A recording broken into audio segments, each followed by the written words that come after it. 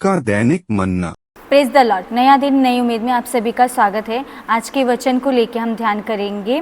हैगे उसकी दूसरी अध्याय 23 आयत को पढ़ेंगे। सेनाओं की यहोवा की यह वाणी है, उस दिन हे सलातियेल के पुत्र मेरे दास जरुब्बाबेल, मैं तुझे लेकर अंगूठी के समान रखूंगा।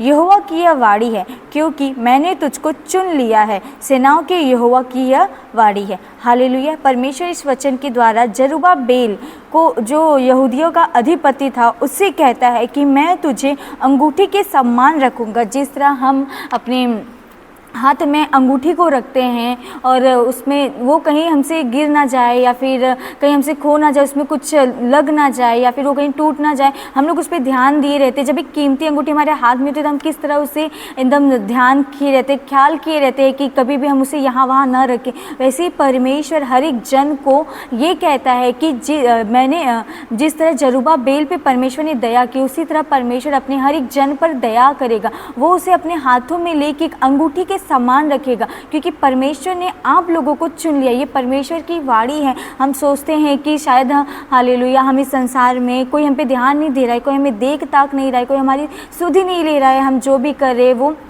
व्यर्थ हो रहा है। ऐसा नहीं है। परमेश्वर आपके पे नज़र लगाए हुए है। वो आपको एक अंगूठी के समान रखा हुआ है। हालेलुया। जिस तरह हम अपने हाथ में कोई चीज़, अंगूठी को जिस तरह संभाल के रखते हैं, उसी तरह परमेश्वर ने भी हमें अपने हाथों में लेके रखा हुआ है, क्योंकि परमेश्वर ने हमें चुना है। हम परमेश्वर को नहीं चुने, परमेश्वर ने हमें चुना है। कितनी सौभाग्य की बात है। परमेश्वर कहता है कि मैंने तुझे चुना है। हम लोग परमेश्वर को ढूंढते हुए नहीं गए। हम लोग तो संसार में फंसे हुए थे, उसकी मोह माया में फंसे हुए थे। इन सब के बीच परमेश्वर ने हमें चुना है। हालेलुया। इस बात को हमें समझना है, क्योंकि परमेश्वर ने जब हमें चुना है तो हमें परमेश्वर के लिए बहुत कुछ करना है। परमेश्वर ने जिस तरह वो अंगूठी का यहाँ पे उदाहरण देता है, उसी तरह हमें वो अंगूठी के समान बन के रहना है। परमेश्वर के हाथों में हमेशा हमें रहना है। परमेश्वर से हमें प्रार्थना विनती में लगे रहना है और परमेश्वर की योजना हमारे द्वारा पूरी होनी है, क्योंकि ये परमेश्वर, सेनाओं का जो परमेश्वर है, उसकी यह वाणी है। जब परमेश्वर ने हमें चुना है तो वो उसका कोई उद्देश्य हमारे जीवन में है।